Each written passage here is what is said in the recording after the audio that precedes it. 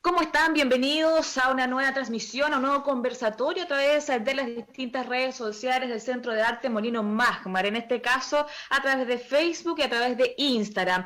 Digo por ahora también porque tenemos alguna sorpresa más adelante, pero por ahora solo a través de esas dos redes sociales. Bárbara Antillanca por acá, un gusto estar con ustedes nuevamente compartiendo un gran conversatorio con un tremendo tema el día de hoy. ¿Por qué? Meteorito, evidencias del impacto en Pilauco. Ese es el tema del que vamos a hablar el día de hoy. Y les cuento por qué. Porque hace unos 12.800 años aproximadamente, los fragmentos de un gran asteroide, bien digo, en desintegración golpearon varias zonas de América del Norte, de América del Sur, de Europa y también de Asia Occidental. Y esto produjo múltiples explosiones a lo largo de una superficie, escúchenme bien, de unos 50 millones de kilómetros cuadrados en toda la superficie de la Tierra. Y uno de esos fragmentos golpeó en Pilauco, en la ciudad de Osorno. Pilauco es un sector residencial de la ciudad de Osorno, específicamente en el acceso norte de esta ciudad, y esto por supuesto que generó hartas consecuencias que yo sé que le van a interesar. Pero antes de irnos de lleno con ese tema, queremos saludar a un gran auspiciador del campo, un gran amigo nuestro que es PSP Soluciones. Con más de 15 años de experiencia, una empresa líder en sistema de aireación, desarrollando, por supuesto, tecnologías que permiten mejorar y también sostener proyectos de manera sustentable y eficiente. Ingeniería de alto nivel desarrollada en nuestro país y también, por supuesto, en nuestra ciudad, en Puerto Varas. Así que un gran saludo para PSP Soluciones, además, por supuesto, comprometidos con la cultura. Y bueno, como les comentaba, este es un estudio que se dio a conocer en marzo del 2019, que fue realizado por un equipo interdisciplinario de investigadores chilenos y también estadounidenses, y que estuvo liderado por un chileno, geoarqueólogo de la Universidad Austral de Chile, doctor Mario Pino, que es justamente a quien estamos viendo en pantalla. Mario, ¿cómo estás? Desactivado con el audio. Muteado. Muchas gracias, me había autocensurado. Muchas gracias a ustedes que representan al CAM. Muchas gracias a Sena Geomin, que siempre nos ha apoyado. Y muchas gracias porque conocí ahora a Samantha, que no la conocía. Y ya van a ver quién es.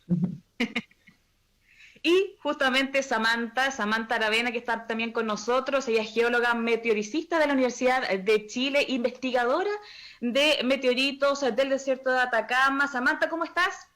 Hola, muy bien, muchas gracias, Bárbara. Buenas tardes a todos también, a Mario, un gusto como también poder compartir este espacio con ustedes. Y bueno, espero que podamos conversar hoy día un poco sobre meteoritos. Yo principalmente traigo una pincelada de más o menos lo que se sabe para después dar paso a este gran también evento que se describe en esta investigación que hizo Mario, ¿cierto? Así que sí, tenemos harto que conversar. Y también, por supuesto, estamos con Amparo Allende, Paul Dujar. Ellos son integrantes del área de ciencias del Comité de Contenidos del CAM. ¿Cómo están? Gracias por estar con nosotros también. Un gusto compartir con ustedes este conversatorio. Y por supuesto, antes de partir, invitar a toda la gente que desde ya nos está siguiendo a través de las redes sociales, a que nos escriban. Tenemos tremendos invitados, así que aprovechen de hacer todas las preguntas que tengan. Y si no, igual coméntenos, envíenos sus comentarios, energía positiva siempre es bien recibida, así que vamos con todo. Samantha, partamos contigo. Perfecto. Entiendo que tienes una presentación para que vayamos calentando motores. Y bueno, yo traje acá una presentación, que básicamente preparé una presentación en donde busco contarles un poco de todo lo que estudio, que en realidad no es mucho respecto de todo lo que se sabe, pero que esto que se sabe tampoco es tanto respecto de todo lo que existe, ¿cierto? El universo es infinitamente diverso. Y aunque hoy vemos el efecto del conocimiento que hemos acumulado en la humanidad y que se observa con el desarrollo de la tecnología, de la computación, que son herramientas fundamentales hoy en nuestra cotidianidad, es el resultado también de la maduración de una lectura que se ha desarrollado con el método científico. Esta es una metodología que sirve para obtener conocimientos y es esa lectura la que hoy día vengo a compartir. No obstante, no olvidemos que hay culturas que describen la naturaleza mediante otros lentes que también pueden ser considerados válidos, ¿no? Este calendario cósmico es una representación que hizo Carl Sagan, escalando un año a los 13.810 millones de años, que es lo que se estima más o menos que ocurrió el Big Bang. Como cuesta realmente tener una noción de cuánto tiempo son 13.000 millones de años, él propuso una unidad de tiempo más fácil de dimensionar, que todos aquí más o menos hemos experimentado al menos un año de vida, ¿cierto?, en plena conciencia, y por ello es una buena comparación. Entonces estos 13.000 millones de años, si estos 13.000 millones de años fueran un año, el 1 de enero hubiera ocurrido el Big Bang, que dio origen al universo, en una explosión de gran energía que da origen a los primeros átomos, que obviamente empiezan a interactuar, empiezan a generar estas leyes gravitacionales, físico-químicas, que empiezan a regir también, formando cúmulos, estrellas, galaxias, etcétera, que nacen y mueren, hasta que recién en mayo, 5 meses de evolución, desde que ocurre este Big Bang, aparecería la galaxia que habitamos, que recién en septiembre, el 9º mes, nacería el Sol, una estrella más de las 400.000 millones que tienen, en este caso la Vía Láctea, y con la aparición del Sistema Solar surge el Sol, los planetas y la Tierra, que en el último mes de diciembre recién gestaría formas de vida compleja que con los resultados de dataciones y observaciones se han representado en verdaderos mapas genealógicos de la vida, en los que la humanidad viene a incidir solo en el último minuto de este año cósmico. Somos solo un respiro en la existencia del universo y esta misma construcción de pensamiento tiene unos milisegundos de vigencia, si no menos.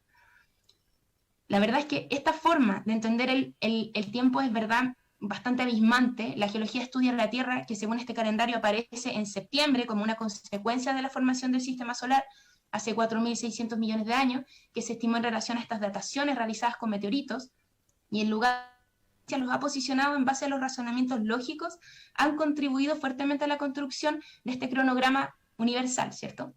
Así es como la biología molecular también es una disciplina moderna que ha revolucionado el pensamiento de la historia de la humanidad, buscando ese límite desconocido entre lo orgánico y lo inorgánico, y ha generado una imagen de la evolución de la vida en el planeta, revolucionando la propia estructura de la sociedad humana, que se abre al entendimiento incluso de la genética. ¿Y en qué momento surge la vida? ¿Cuáles son los ingredientes que existen en esos meses de octubre, noviembre, que hacen que diciembre tenga forma de vida tan compleja como los árboles, los dinosaurios y también la humanidad? La humanidad venía resolviendo una serie de casos aislados de objetos caídos del cielo, muchos de los que se atribuían a relaciones con divinidades. El registro más antiguo que existe de estos fenómenos es la caída de un meteorito que se llama Nogata, que cayó en mayo del año 861 en un monasterio de Japón, y desde entonces se ha conservado allí. Las caídas de estos objetos son inolvidables realmente, pero no son frecuentes y por lo mismo costó mucho tiempo que estas rocas fueran consideradas extraterrestres. Recién en el siglo XVIII se conformó este reconocimiento, pues la idea del universo más allá de la Luna se consideraba éter, una idea atribuida a Aristóteles en el siglo IV. Y además pasó que Newton en 1704, o sea, siglos después, 13 siglos después, había contribuido con esta gran idea de la gravitación y también propuso los principios mecánicos que regían en el universo, pero también apoyó esta idea de que el universo más allá de la Luna era gaseoso. Entonces fue como una gran sorpresa, porque 90 años después fue Chladni, en 1794, quien propone que rocas se movían en el espacio exterior y que formaban bolas de fuego mientras caían en la superficie terrestre. Y esto desafiaba completamente el hecho de que Newton acababa de hacer contribuciones revolucionarias para la época, y aunque Chladni no estaba de acuerdo, se pensó por un tiempo que los meteoritos se formaban en la atmósfera terrestre, como con el fin de no pasar a llevar esta creencia de que no habían objetos rocosos más allá de la Luna. Para entendernos en el mapa del Sistema Solar, en esta representación, obviamente, está la Tierra, y se ubica en la tercera órbita, seguida por Marte y por Júpiter. Bueno, para poder entender más o menos qué significa, si les gustaría apreciarlo mejor, yo los invito a revisar este proyecto en internet, se llama If the Moon Were Only One Pixel, que es una plataforma que permite navegar las distancias conocidas en el universo, escalado a la Luna en un píxel de tamaño. Y la verdad es que también son distancias realmente extremas. Pero en una representación, efectivamente esta es una representación, la distancia entre la Tierra y el Sol es de unos 150 millones de kilómetros, y Marte 200 millones de kilómetros de distancia del Sol, mientras que Júpiter, honestamente, debería estar a 800 millones de kilómetros. Así que esta imagen realmente no representa las distancias reales. Y durante siglos, los astrónomos, físicos y matemáticos se preguntaban por qué había tanta distancia entre Marte, que estaba aquí en 200 millones, y Júpiter. Nadie sabía por qué había tanto vacío entre medio. Mientras, paralelamente, Chladni seguía estudiando y creyendo su propuesta. La naturaleza, afortunadamente, la ayuda, y después, en Portugal, 2 años después de que él propone esto en 1794, 2 años después en Portugal ocurre una gran caída de un meteorito en un día completamente claro y despejado. 2 años después ocurre otra caída en un día completamente claro y despejado. Y 3 años después, Giuseppe Piazzi, que fue en 1801, un sacerdote astrónomo, descubre un planeta de 473 kilómetros de radio, que es más o menos un tercio de la Luna, y que es Ceres. Lo bautizó Ceres en honor a la diosa romana de la agricultura, de la cosecha y la fecundidad, y se considera el primer asteroide descubierto entre la órbita de Marte y Júpiter, y que actualmente se define como un planeta enano por las nuevas, porque tiene que ser redondo por la órbita, etc. Ahora se considera un planeta enano, pero en ese momento fue considerado el primer asteroide, pues a partir de eso muchos más se empezaron a descubrir. Y bueno, después de este hallazgo y después de otros impactos que también se empezaron a dar en cielos completamente despejados, se desarmó definitivamente esta idea de un universo gaseoso y se consolida la idea de que este material rocoso también existe más allá de la Luna. Y hasta el día de hoy siguen apareciendo estudios de esculturas metálicas antiguas que se han descubierto meteoritos tallados, como es el caso de esta escultura de una deidad budista, y es así como los meteoritos y los asteroides entraron a la historia. Luego del descubrimiento de Ceres, miles de estos cuerpos aparecieron agrupados en la órbita entre Marte y Júpiter, por lo que también fueron acuñados asteroides. Y en el siglo siguiente, los astrónomos descubrieron miles, pero miles de ellos, que actualmente se agrupan en este cinturón de asteroides que se ubica entre Marte y Júpiter. Una representación un poco más realista es este que está acá. Es un diagrama del sistema solar interior y muestra la posición de todos los asteroides numerados y todos los cometas numerados al 1 de enero del 2018, que como podrán imaginar, con el desarrollo de la tecnología han aumentado considerablemente el número hasta hoy. El diagrama de la izquierda muestra la vista desde el plano eclíptico, que es el plano que contiene la órbita de la Tierra, y el plano de la derecha presenta desde el borde del plano la vista. Sus tamaños obviamente no están a escala, pero están indicadas las posiciones de los asteroides con puntos amarillos y los cometas simbolizados por cuñas que apuntan hacia el Sol. La órbita de la Tierra se observa en celeste, y como pueden observar, existe una gran densidad de cuerpos planetesimales observando el sistema solar. Formas, no sé si me pegué, parece. Las trayectorias y formas de los asteroides suelen no estar muy bien definidas, debido a sus pequeños tamaños, y su resolución ha ido mejorando conforme la tecnología avanza. Cuando nos alejamos un poco más, el sistema solar exterior también siguen abundando estos planetesimales. Muchos de ellos cruzan estas órbitas, las órbitas que contienen a la eclíptica en este caso la Tierra, y existen miles de rocas de tamaños y formas no bien determinadas. Se ha demostrado que estos cuerpos colisionan entre sí, lo que puede desviarlos de las órbitas, y aunque gran parte de ellos son atraídos gravitacionalmente por Júpiter, es como llegan muchos de ellos a la Tierra. ¿Qué tan probable es? La verdad es que es bastante probable, porque estamos hablando de miles de cuerpos, realmente, de variados tamaños. En este cuadro de resumen, se permite apreciar un poco una comparación entre los tamaños de estos cuerpos que son menores a los planetas, en donde un asteroide puede ser una roca entre 1 metro y hasta cientos de kilómetros que orbita el Sol, y son menores al tamaño de los planetas, y su masa no va a alcanzar en este caso a darles una forma esférica. Cuando estos colisionan, se fragmentan y pierden su órbita, y los meteoritos los meteoroides suelen tener estas trayectorias más erráticas, que son el resultado de esta fragmentación de la colisión de los asteroides en el cinturón de asteroides, principalmente porque sabemos que hay fuera del cinturón de asteroides. Y los meteoritos son estas rocas erráticas que usualmente son atraídos por la gravedad de los planetas y tienen tamaños menores a 1 metro. Existen otros tamaños que también influyen como en esta interacción con la Tierra, en donde, por ejemplo, los micrometeoroides son pequeñas rocas trozos de hielo que pueden llegar a ser de tamaño de micrómetros. Y cuando son atraídos a la Tierra, dejan una estela debido a este roce con la atmósfera, y que es el fenómeno luminoso que nosotros llamamos meteoro. Así como un fireball es un meteoro de un brillo comparable con Venus, así es como se definió, y un bólido es un fireball con un brillo excepcional, producto de una verdadera explosión de un meteoroide o asteroide al ingresar a la atmósfera terrestre. Y así es como un meteorito sería la roca que sobrevive este paso por la atmósfera y la encontramos en superficie de la Tierra. Los meteoritos son un material realmente muy escaso. Cerca de 40.000 toneladas de meteoritos caen al año en la Tierra para poder hallarlo. O sea, ¿cuál fue el cuerpo que impactó esta zona que generó este campo de hierros por todas partes, ¿no? Desde que se reconoció la ciencia meteorítica, se comenzó a construir la historia de los meteoritos, fuertemente influenciados por análisis químicos, que en principio no modificaron como grandes de las teorías vigentes, pero que empezaron a mostrar la gran complejidad que tenían estas rocas.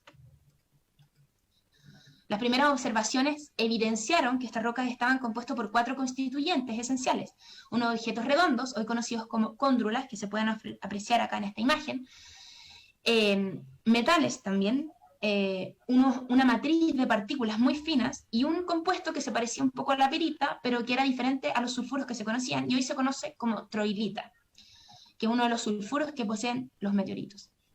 El avance en estas observaciones empezó a problematizar si estos objetos rocosos, como el que cayó en Nogata, que era un objeto derechamente rocoso, y los fragmentos metálicos, como el caso del campo de cielo, tenían ambos el mismo origen extraterrestre.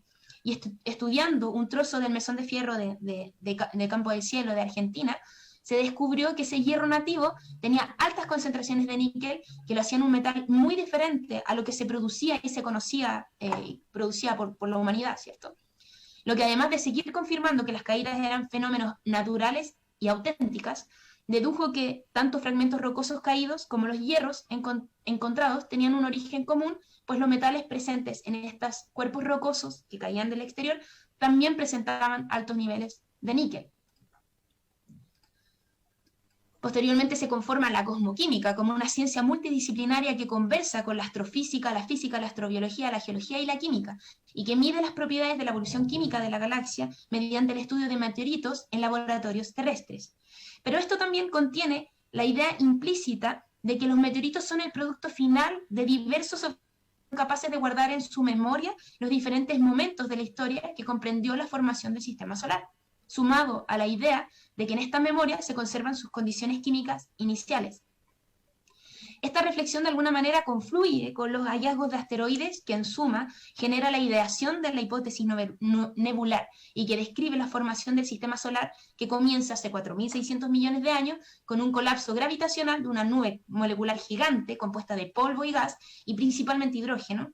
Y este colapso reúne la mayor parte de su masa en el centro conformando el Sol y un disco aplanado rotando a su alrededor desde el que se formaron los planetas, satélites, asteroides y otros cuerpos menores del sistema solar por solamente un barrido y por aglomeración. Y así es que como comienzan los estudios y el desarrollo de una genealogía de rocas en base a la observación de los componentes, en donde siempre existió esta división entre meteoritos rocosos y de hierro.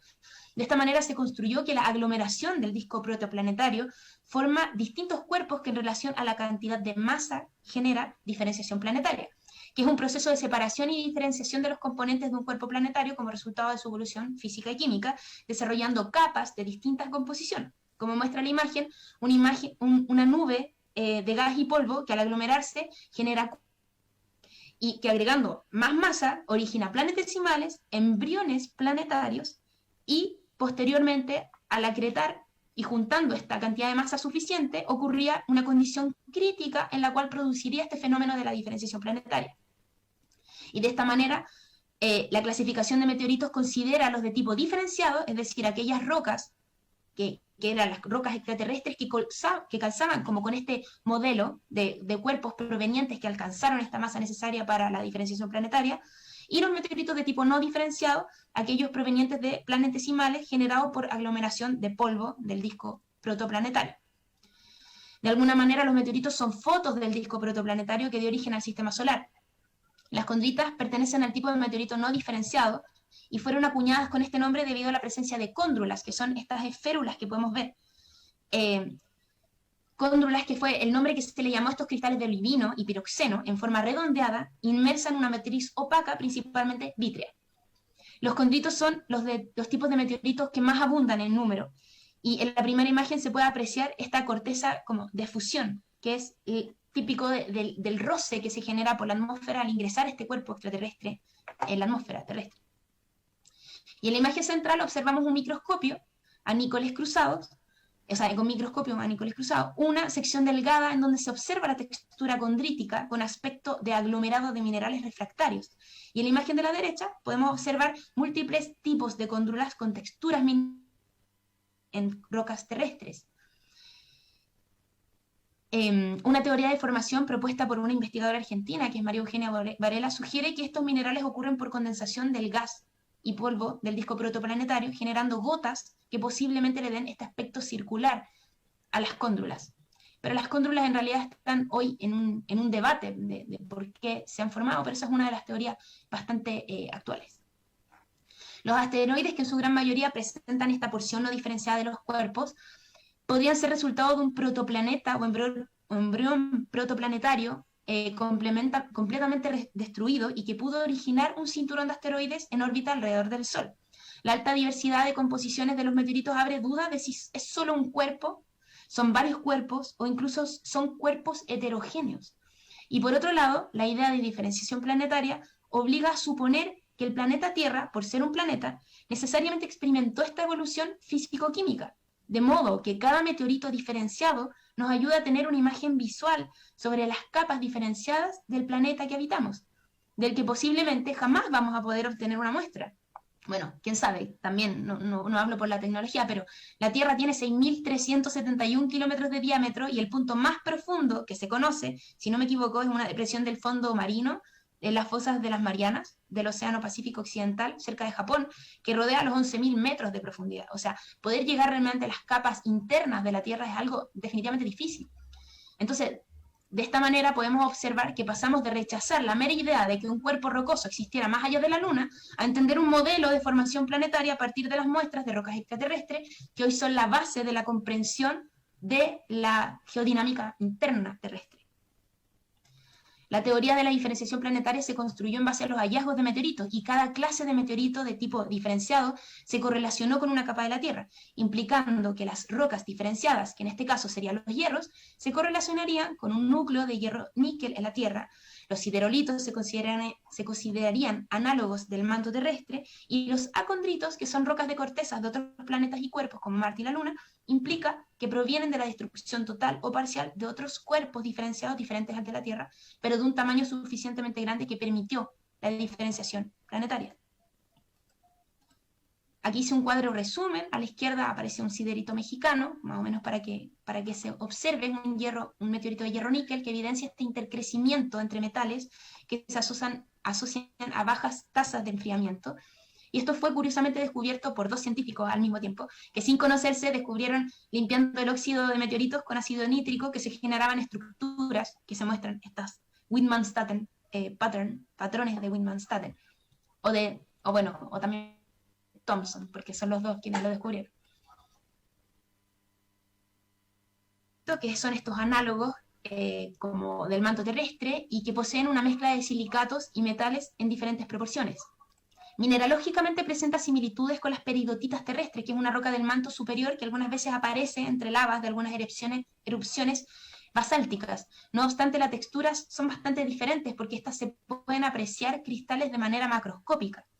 O sea, a simple vista se pueden ver grandes burbujas de silicato en coexistencia con este metal.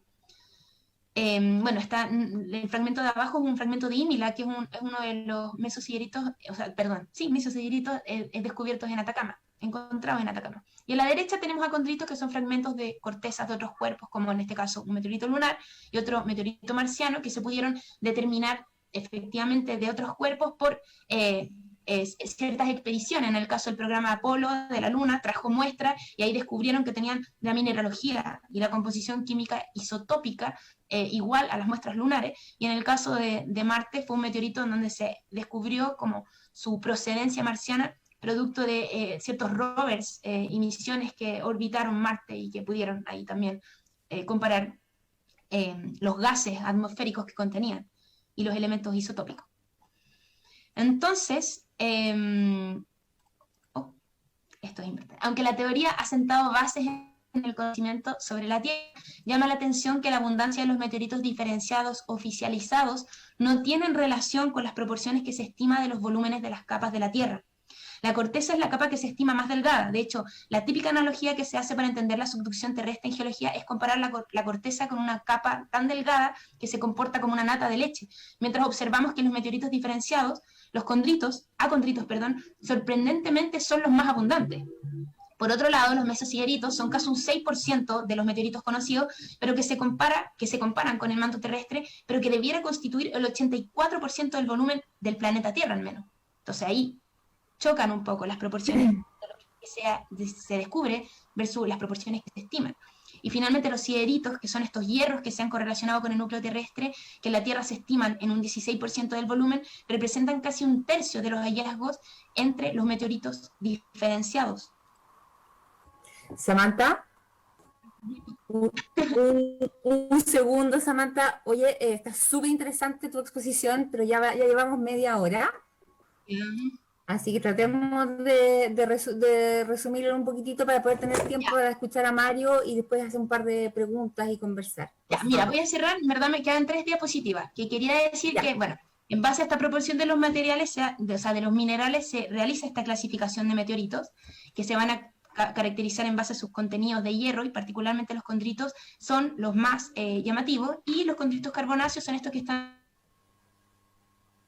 de lo que yo hago, ¿no? En mi investigación es principalmente meteoritos de tipo Ornaz. ¿Y por qué son interesantes? Porque son altamente primitivos, se consideran las rocas más antiguas del sistema solar, y yo lo que estoy haciendo es estudiar burbujas para poder ver qué es lo que contienen qué tipo de volátiles contienen estas burbujas en relación a entender que tienen una alta composición de carbono, ¿cierto? Y que por otro lado, también, como se puede seguir cuestionando esto, en abundancia son casi un 4% de la cantidad de los meteoritos carbonáceos, los de tipo carbonáceo en el mundo, que son muy escasos en relación a los condritos ordinarios, que representan el 75% de los meteoritos registrados, y que, como todo es cuestionable, los condritos de tipo carbonáceo suelen ser también los que más se fragmentan, y que se han descubierto flujos de meteoritos con altos contenidos de carbono en superficies de techos de casas, que incluso triplican la cantidad de material que se conoce. Entonces, ¿qué implica? Digo yo, ¿qué implica que este material carbonoso caiga constantemente en la Tierra? Y aquí vuelvo al inicio, en que siempre estamos considerando el tiempo de una manera lineal, con un inicio del universo y un final, en donde todos vamos a morir por alguna causa, ¿cierto? En donde también los meteoritos podríamos ver qué tan responsables son de las extinciones como del origen de la vida. Y ahí, esa era mi presentación. Muchas gracias. Excelente, Samantha. Realmente interesantísima tu presentación. Qué heavy lo que comentabas tú cuando mostrabas esa foto de esta roca gigante. Decías qué difícil pensar la dimensión de lo que cayó acá si podemos ver esa roca. O sea, realmente tienes toda la razón, es súper complejo. Una verdadera catástrofe. Mira, acá en Instagram nos preguntan los elementos más pesados, ¿qué pasa con eso? ¿Se producen en el colapso gravitacional? ¿En el colapso gravitacional de qué? Hay como muchas cosas que pueden colapsar gravitacionalmente, y cada etapa tiene sus propios procesos, ¿cierto? Me imagino que los más pesados en términos como de la evolución de una diferenciación planetaria obviamente irían al centro, y ahí está el hierro-níquel, considerado como el metal más pesado. Pero también hay otros procesos que involucran colapsos gravitacionales, como la fragmentación de las nubes moleculares, por ejemplo, y ahí implican otros elementos. Entonces, la pregunta es más amplia quizá. Yo no podría responder todo porque me dedico solo a meteoritos, pero me imagino que en astronomía también hay otros procesos que se pueden ver ahí. Claro que sí. Preguntan, ¿se han encontrado algún material en los meteoritos que no exista en la Tierra? A ver,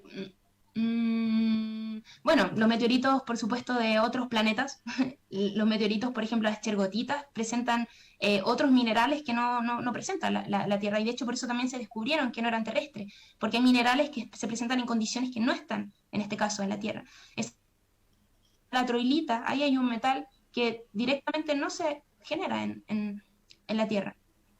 Entonces hay elementos efectivamente que, no sé si elementos, porque siempre están las trazas en todas partes, entonces me imagino que ahí hay como un poco capciosa la pregunta, pero hay ciertas moléculas que no están en la Tierra y que los meteoritos sí las traen. Claro, perfecto. Amparo, Paul, no sé si les queda alguna pregunta para seguir con Mario. No, todo ok, todo muy bien. Tremenda cátedra nos Mario, sí. Aprendimos un montón. Un montón. Es muy difícil competir con el partido de fútbol que está ocurriendo en este momento. Sí. Es una tremenda gracia que tengamos la audiencia que tenemos. Caramba, está jugando Chile con Uruguay. No tenía idea. No, yo me acabo de enterar por mis hijos, pero bueno, ¿qué le vamos a hacer?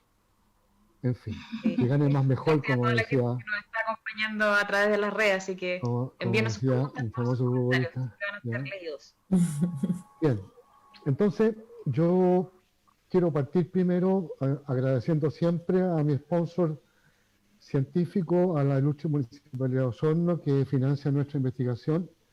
El Laboratorio Natural Pilauco es una dependencia de la Universidad Austral en Pilauco, donde se enseña en diferentes niveles, y hemos creado recientemente una fundación que se va a encargar de la investigación, porque yo voy a jubilarme en 2 años más, sí o sí, me van a jubilar, y yo no quiero dejar mi vida de investigador, entonces creamos un nicho. Bien, yo les voy a contar una historia que ojalá les entretenga. Esta es la ubicación del sitio Pilauco. Esta es la casa que habitamos y donde excavamos. Este es el sitio, ¿ya? Arqueológico, paleontológico y astrofísico. Esa es la distancia con Puerto Vara. Si van a la exposición del camp, no cuesta nada pegarse el pique y moverse los 80 kilómetros a Pilauco. Pilauco está dentro de la ciudad. Es muy fácil acceder caminando desde cualquier parte. Estas son las capas de Pilauco. Me voy a concentrar en las capas que nos interesan. 7 y 8 son las capas formadas en un humedal que contiene la mayor cantidad de los restos de los animales de la megafauna y de la microfauna y los restos arqueológicos.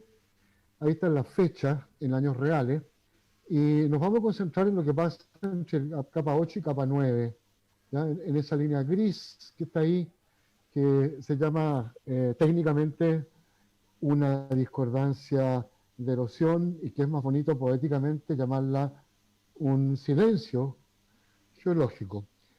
Del dibujo a la realidad, este es un corte que existe en el sitio, que lo hemos preservado, no está excavado, porque de aquí es donde sacamos todas las muestras para todos los análisis de cualquier indicador que no sea arqueología o paleontología. De aquí sacamos las columnas que van a permitir analizar un montón de diferentes indicadores geoquímicos o paleobiológicos o qué sé yo. Y aquí están las fechas de las diferentes capas. Y ustedes ven que la capa 7 y la capa 8 tienen ese color marrón característico de un depósito de un pantano. Y la discordancia con PB9 marca un cambio de color notable, ¿cierto? Pasando del marrón a un oliva casi negro. Tempranamente, en el 2011, nos habíamos dado cuenta que entre las dos capas había una discordancia, una pausa, un silencio, y que había un cambio ambiental profundo porque cambiaban la condición del sedimento. Era muy distinto. Este sedimento no solo contenía ramas quebradas, como si un gigante las hubiese aplastado, sino que tremendas cantidades de carbón macroscópico, es decir, visible, trozos visibles, y hasta hollín. Y eso le daba el color oliva a esta capa. Entonces también observamos tempranamente que este límite de 12.800 años, que marca la diferencia entre 8 y 9, es también el límite es también el límite donde están las capas que tienen huesos de megafauna, de confoterios, de caballos, de Enoquenia paradoxa, que es el antepasado de guanaco, y de Ompilosa, que es un pariente de un milodón, y la capa 9, que no tiene resto paleontológico ni arqueológico alguno, ¿ya? Megafauna. Este es el animal de la megafauna más querido. Este es Pilauquín, es un peluche que fue diseñado por la municipalidad, regalado Urbe et Orbi. Yo tengo uno, me quedó uno solo. y que los niños en un concurso le pusieron Pilauquín. Díganme que no es un amor de animal de la megafauna. Bueno, y este es el de la megafauna real. Así era el gonfoterio, ¿ya? Esta es una animación que me regaló mi hijo Diego. Es muy interesante explicar a los niños que esto es pura matemática. Aquí nada se dibujó con un pincel, está todo programado, ¿eh? Y esta es la defensa, este diente incisivo gigante, ¿cierto?, que tienen estos proboscidios. Esta es la defensa completa que tenemos en Pilauco, perdón, en el sitio hermano de los Notos, y está aislada, está sola, no está con el cráneo. Se puede discutir por qué está así. Este es el cráneo de otro gonfoterio, ¿ya? Está listo para ser retirado, lo sacamos con una grúa desde el sitio, está en exposición en el Museo de Pilauco, el original. Están invitados siempre a ir al museo a ver puras piezas originales. La megafauna de Pilauco, de las capas 7 y 8, está conformada por los gonfoterios, aquellos molar de gonfoterio. Hay 5 diferentes ejemplares, caballos americanos, molar de caballo. Este es un hueso que está bajo la superficie de la piel en un pilosa. Esta es una escápula de un antepasado de guanaco, de Neoquenia paradoxa. Esta es la cornamenta del ciervo de los pantanos, Antifer, un animal que se pensaba había existido solo hasta Chile central.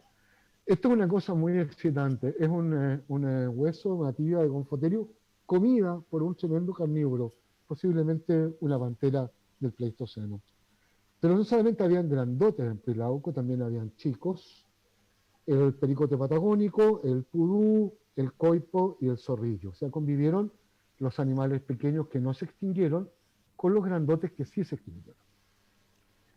Entonces, en la U tenemos la tremenda ventaja de poder recurrir a los estudiantes de doctorado, y nos trajimos al laboratorio un trozo de sitio, y ese trozo de sitio fue disectado centimétricamente. Ahí se ve muy bien el cambio de color, ¿cierto?, entre el marrón y el oliva oscuro.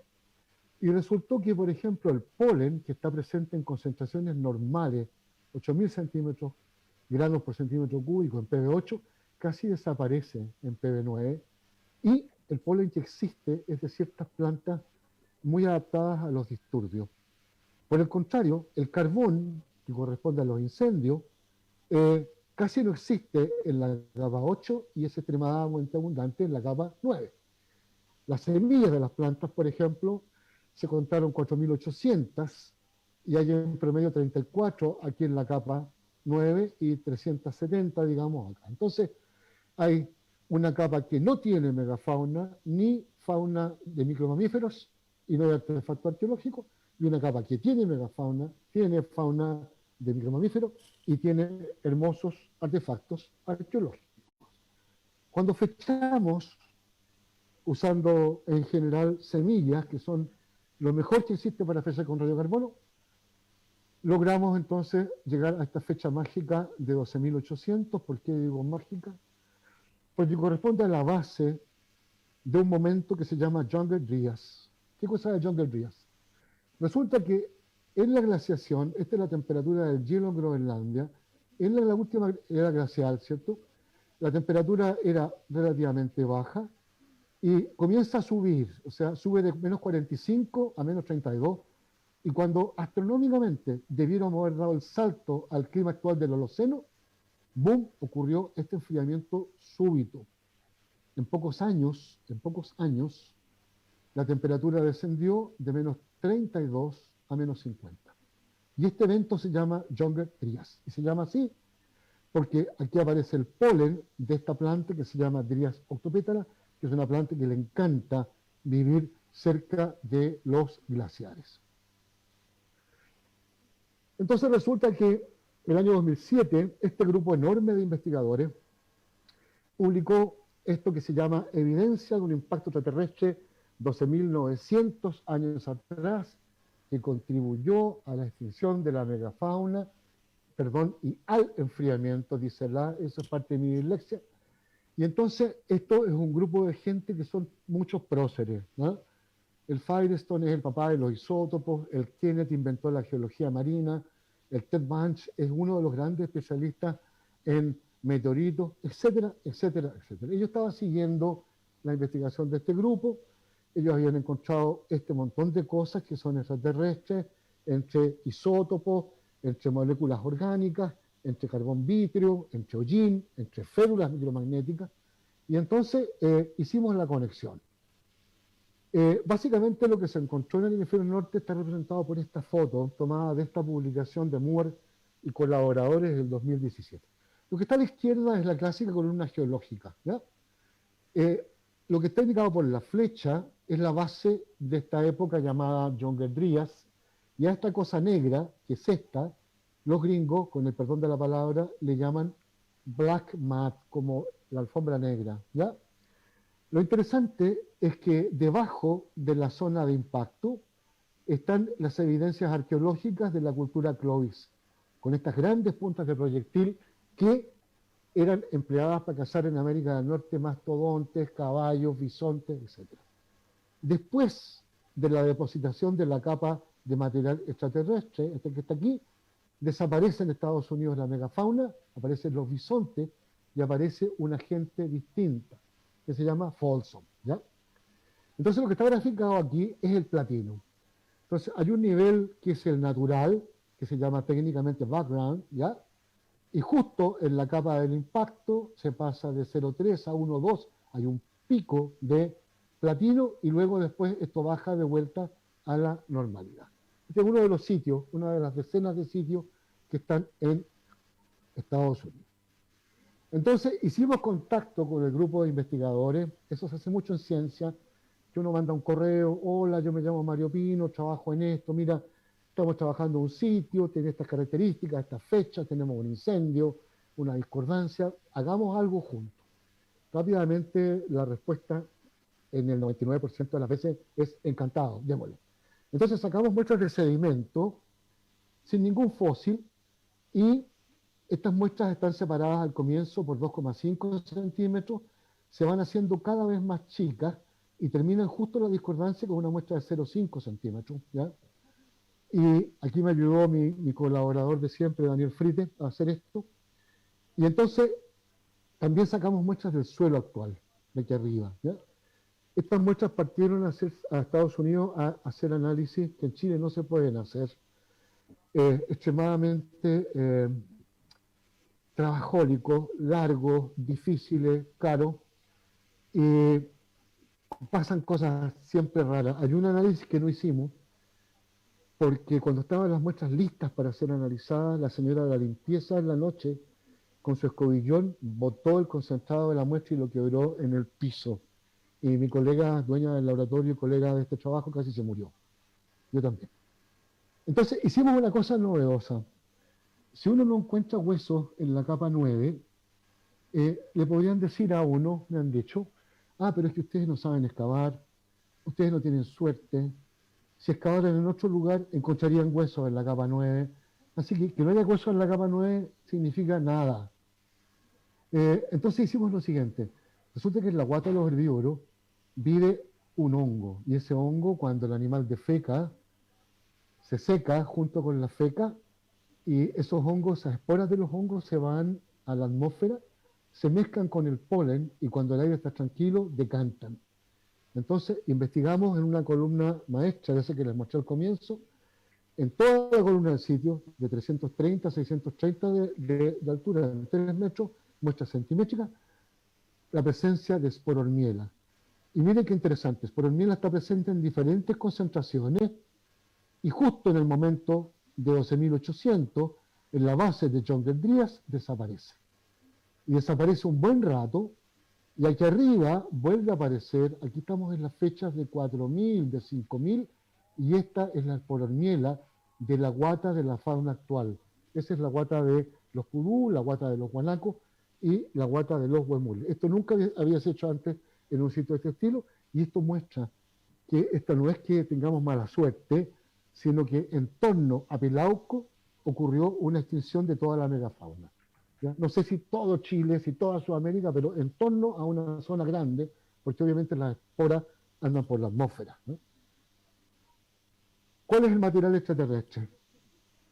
No tenemos la evidencia de un impacto directo, no hay un cráter, No sabemos si esto es lo que se llama un airburst, o sea, una explosión en la atmósfera gigante, pero sabemos que alcanzó temperaturas enormes en la Tierra, porque estas pelotitas chiquititas, estos son 10 micrones, 10 milésimas de milímetro, tienen una textura de enfriamiento particular, son como micrometeoritos quizás, y tienen un mineral que se llama bustita, y con relación a la pregunta que hicieron hace un rato, no hay bustita en la Tierra, porque se forma en 1450, que es una temperatura que está por encima de la temperatura de los volcanes. Entonces, estas esférulas, que las hay de fierro puro y de fierro cromo, están ausentes en la capa 8, un pic justo en la zona de comienzo de la base de Chandler-Brias y desaparecen. ¿Ya? Y estas otras hacen lo mismo. El segundo indicador de impacto que tenemos en Pilauco es el platino y sus elementos afines. ¿Ya? Aquí, por ejemplo, está expresado la concentración de platino y la relación platino-paladio. Hay anomalía de paladio, platino y de oro. Y entonces, este es el background, este es el natural de la corteza en el lugar, y aquí viene el pic, y hay unas bajadas y subidas y vuelve a la normalidad. Esto es porque nosotros intentamos muestrear medio centímetro de la manera más horizontal posible, pero seguramente erramos algunos milímetros y entonces contaminamos nosotros mismos la propia muestra, y por eso no es un pico perfecto y único, ¿ya? Son concentraciones relativamente altas, 10 partes por billón de platino, y la relación platino-paladio alcanza casi un valor 100. Son elementos raros, son elementos normalmente extraterrestres. Todos los sitios pintados con naranjo son sitios que tienen anomalía de platino. Todos los sitios con rojo son sitios que tienen alguna evidencia, una o dos, acerca del impacto del asteroide.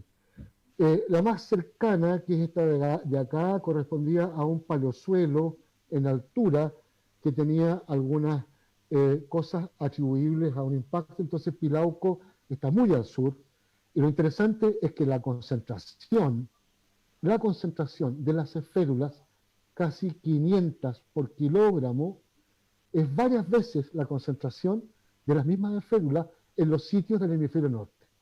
Entonces tenemos alta concentración, lo cual significa que de alguna manera el impacto fue cercano, uno de los impactos cercanos a Pilauco. Hubo un incendio generalizado, la Bárbara les contó cuántos millones de kilómetros cuadrados se quemaron. Después de nuestra investigación, un autor sudafricano se atrevió a presentar sus resultados de este Wonderkrater, el cráter maravilloso en Africán, que no es un cráter de impacto, sino que es un cráter, una depresión, un sitio arqueológico que tiene también anomalía de platino. Recientemente en la Antártida, en el hielo de la Antártida, también apareció hace 12.800 una anomalía de platino.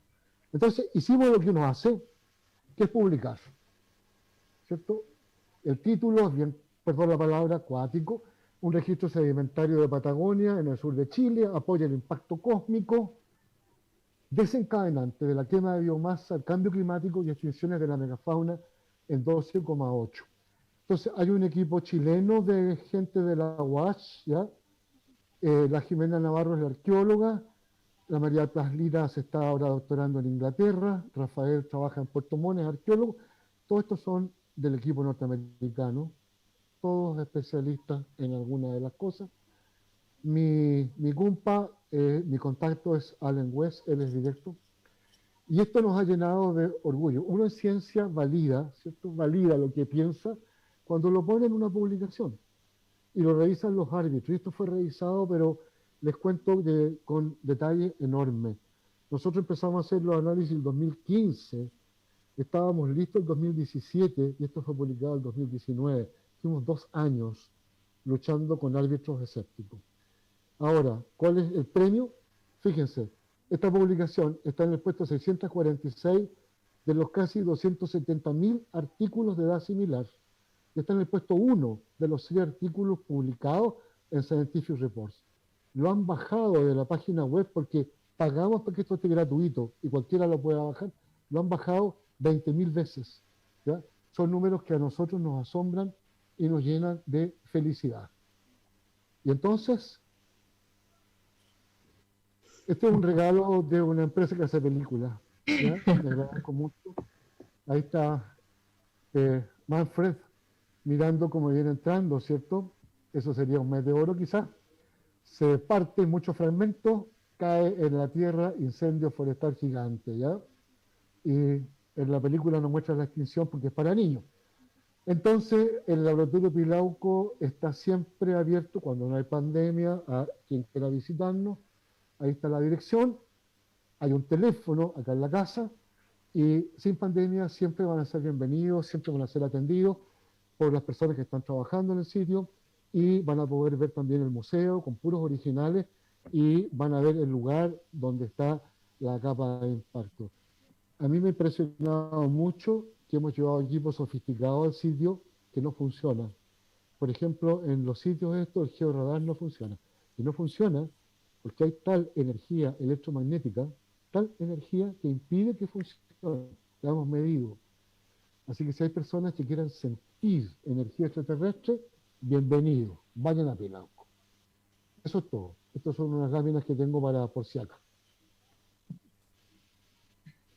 Wow. Dejo de compartir. Ya. Oye, agradecer a la gente que nos está siguiendo. Por aquí Josefina nos dice, no, Karin, saludos profesor, aquí Karin de la generación de las rocas perdidas, dice que gusto escucharlo de nuevo en modo alumna. Grande Mario, saludos, dice Liliana.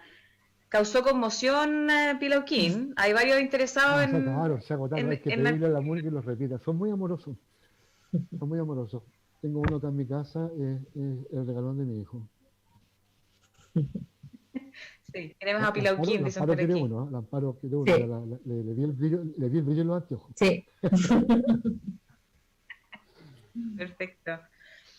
Oye, estamos justo en la hora. No sé si queda alguna pregunta en el tintero, Amparo, Paul.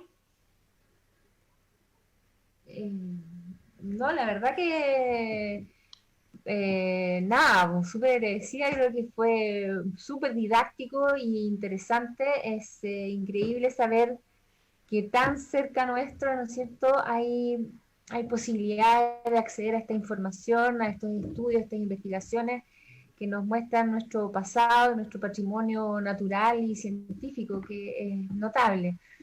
Así que nos dieron una nueva mirada sobre el territorio, ¿no? Una última cosa que es muy importante, ¿cierto? Los grandotes se extinguieron porque no había suficiente comida. Un confotero requiere como 200 kilos diarios de hojas, ¿ya? Los chicos no se extinguieron. Los pudúes, el coipo, el zorrillo, el pericote patagónico, porque comen poquito, cualquier cosa. Y los humanos no se extinguieron. ¿Cierto? Y si los humanos no se extinguieron es porque obviamente esos Homo sapiens son como nosotros, son solidarios, son cooperativos, son sinérgicos, son adaptables, son inteligentes. ¿Eh? Y eso permitió que nosotros estemos aquí. Si no, no estaríamos. Habría un pericote patagónico en el Zoom.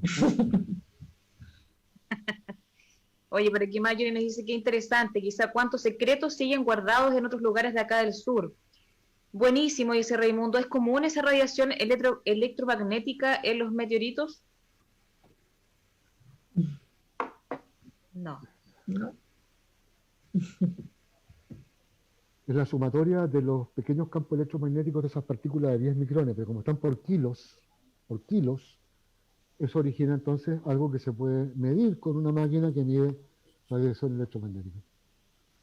Se pueden sentar en el sitio y hacer... Bien.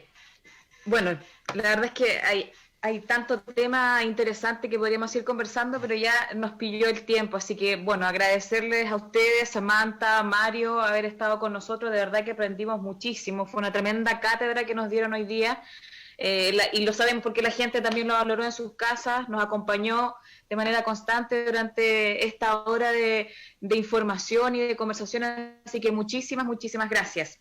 Oye, a la gente también. Le propongo un desafío. Existe el Día Internacional del Meteorito, ¿está bien? El Día Internacional del Meteorito existe. Se celebra en todo el mundo. ¿Por qué no nos juntamos el próximo año para el Día Internacional del Meteorito y hagamos muchas cosas entretenidas. Excelente. ¿Qué les parece? ¿Y cuándo es, sabes, María? Fue vacación de invierno, es una buena fecha. ¿Tú sabes qué día es, Samantha? ¿Tú sabes cuál es el día exacto del Yo Día recuerdo del Día del Asteroide. No sé si hay uno especial del Día del Meteorito. Diferentes nombres. Sí, El Día del Asteroide es el 30 de junio. ¿Ves tú? Es súper buena fecha. Sí. Excelente. Estamos todos ya dentro de la casa comiendo zapatillas. Perfecto. Usualmente siempre las difusiones de meteoritos se hacen en ese periodo porque al final está tan correlacionado los asteroides con los meteoritos que básicamente el mismo día. Perfecto. Bueno, muchísimas gracias a toda la gente que nos acompañó. Contarles que, por cierto, el material va a quedar arriba en las redes sociales para que lo puedan revisar con más calma y repetirlo todas las veces que quieran. Y además dejarlos invitados para este miércoles 14 de octubre porque vamos a tener nuevamente un gran evento que es absolutamente gratuito. Es cerrado, eso sí, a través de Zoom.